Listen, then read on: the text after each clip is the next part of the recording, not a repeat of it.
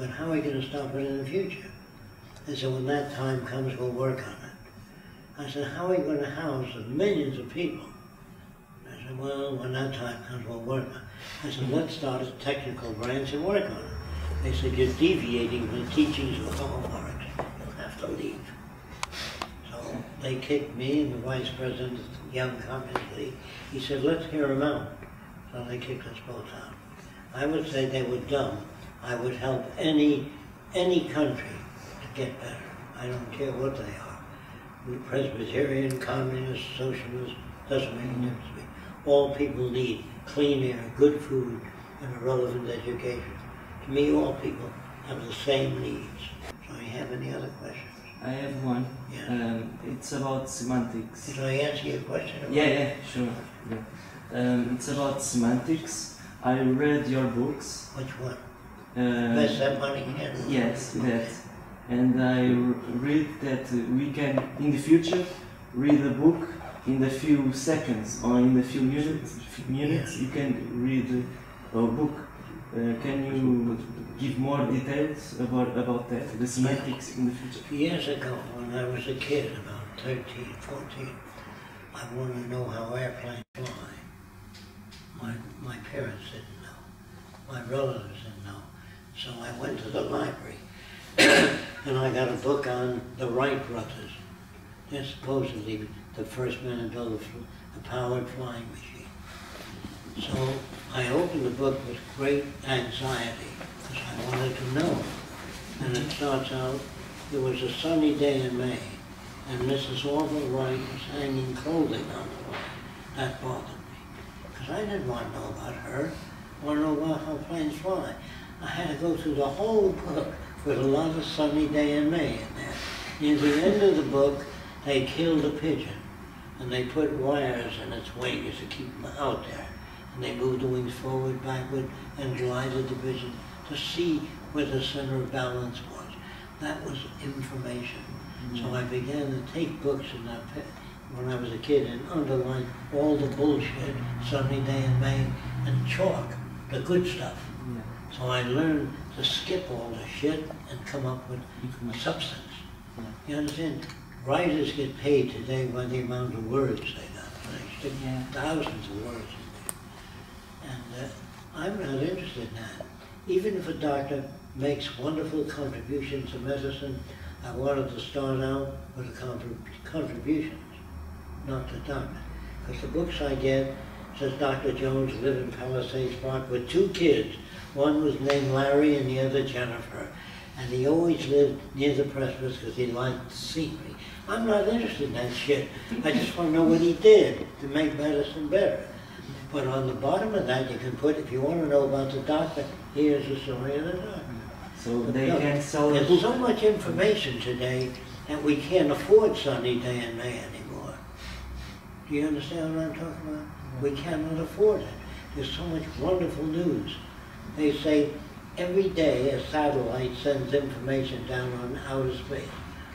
It takes scientists 400 years to interpret a daily send-out from a satellite. So we need computers to handle that. No man can. You know what I mean?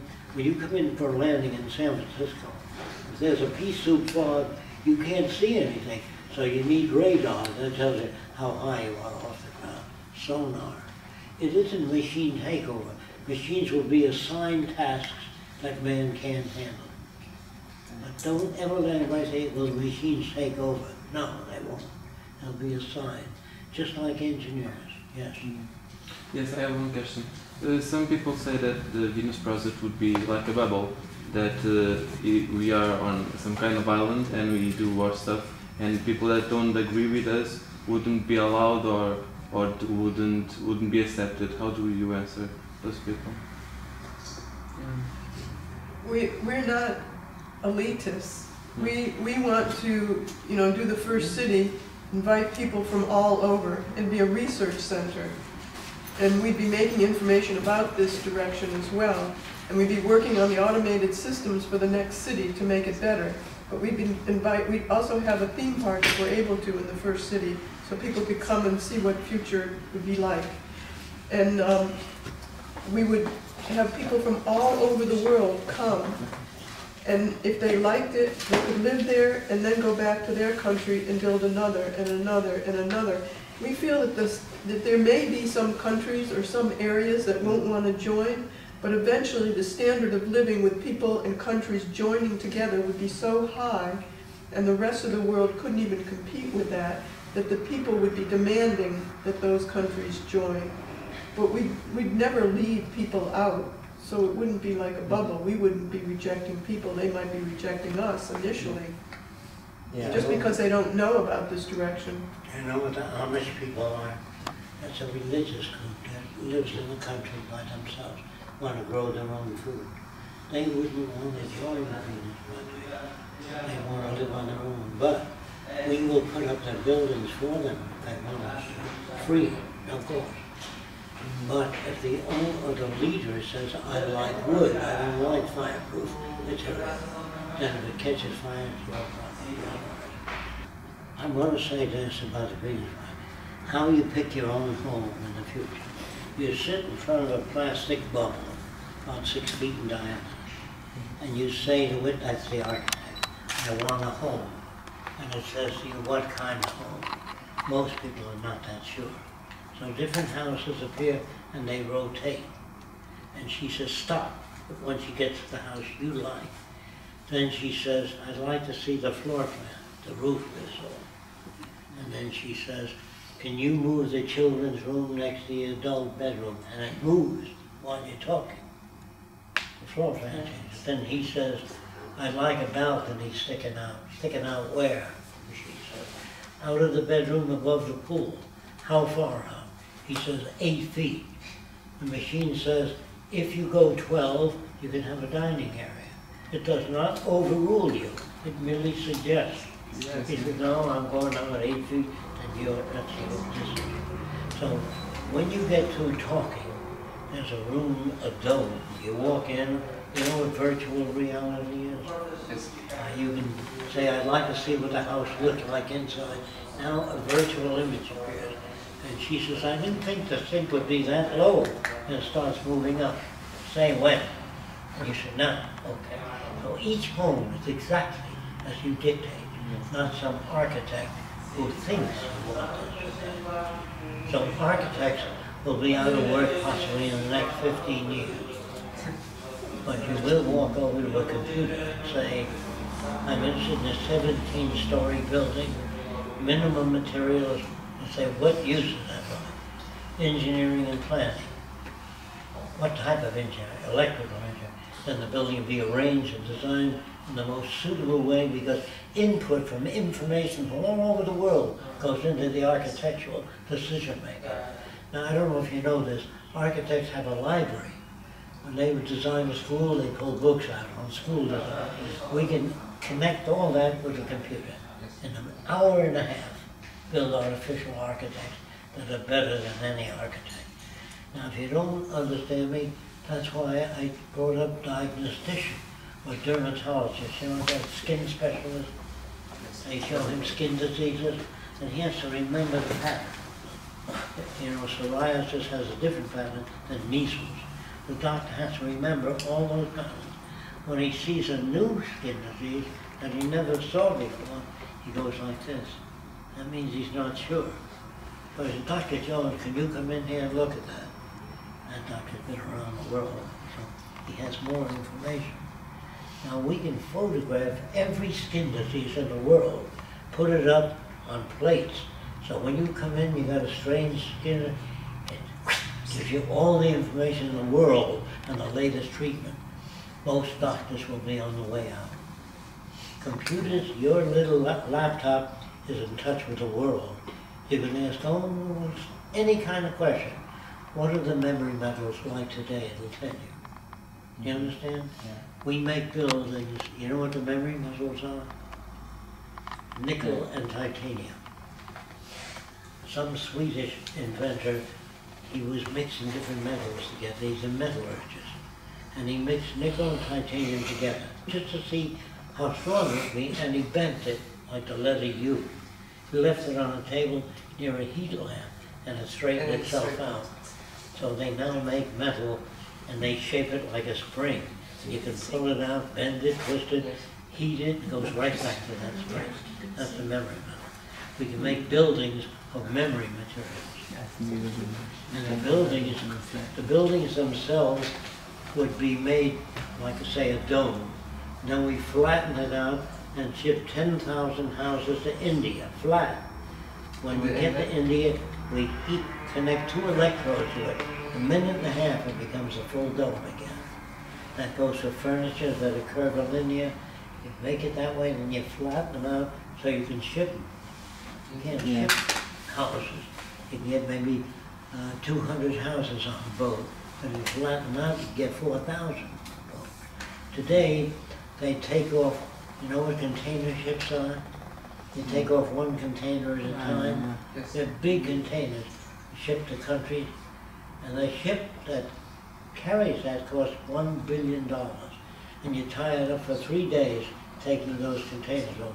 We float the whole container section off the ship and float another one on. That's how we raise the standard of living. Not by saying, Fresco say, we're going to raise the standard of living. Yeah. Do you understand that? Yeah. Yes. I have one question. A lot of people talk about I'm a spiritual person. I want that you clarify that about the definition. What role spirituality will have in the Venus Project? Yeah, the definition of the world. The world. The definition of the world. You want to take that or what? Yeah. When a person uses the word spiritual, I say, what do you mean by that? Because I don't always know what they mean. Does that mean you have no locks on your door? You bring all hungry people in your house and you feed them? No. But what do you mean when you use the word spiritual? What do you mean by a guy as a good guy, a nice guy? In the early days, if somebody didn't like you, they'd put you in a hole and everybody would shit on you. There was a break on top. They shit. One guy couldn't do that, he pissed on you. He was a nice guy. There's no such thing as a nice guy in the money system because they have ulterior motives. They say, I got just the car you're looking for. I got just the house you're looking for. That's a salesperson. Nobody, that's why there's small print on contracts, because it discourages people from reading it. If they really cared, there wouldn't be any small print. In the future, a doctor could say, it's all in your head, go home and take this pill. In the future, all our doctors are responsible for the health of everybody in the community. If it isn't up to par, they have to go back to school. We don't hurt anybody. Today, spirituality, you know, when people go and meditate or they think that they're cleansing their mind from what's going on today, they might feel more comfortable, but they don't help society any. And in the future, I don't know what's more spiritual than having people not have to go to work at jobs that they don't like, that have free access to all the goods and services, that can enjoy and participate in whatever they want free without money. So to me, that's translating all those hopes and wishes that these spiritual people have into something that's real so they can live and manifest that behavior. Today it's just verbal masturbation. Our trip to the South Seas? Yeah. You read about that? Yeah. I You don't know, know. I went to, when I was 21, I'm now 94. When I was 21, I went to a group of islands in the South Pacific. When I got there, everybody walked around nude, no clothing. It was swimming nude ever since they were babies. And I never saw a guy look at a girl's body, only the eyes. If they brought up swimming nude, there's no peeping toms. Only when you cover a girl up, God wants to see what she's got there. See, but if you grow up in a nudist camp as kids, no, children being brought up completely nude, they don't buy girly magazines, they don't want to look at nude women, do you understand? But in nightclubs today, they got these girls dancing, shaking their breasts. That's men today, and girls say, well, you know how men are, all they think of is sex. That's because they live in a world deprived of it, do you understand? If you brought up where everybody swam nude, use the same washroom when they're very young, they never look at each other. And there'd be no fetishes. You know what a fetish is? Yeah.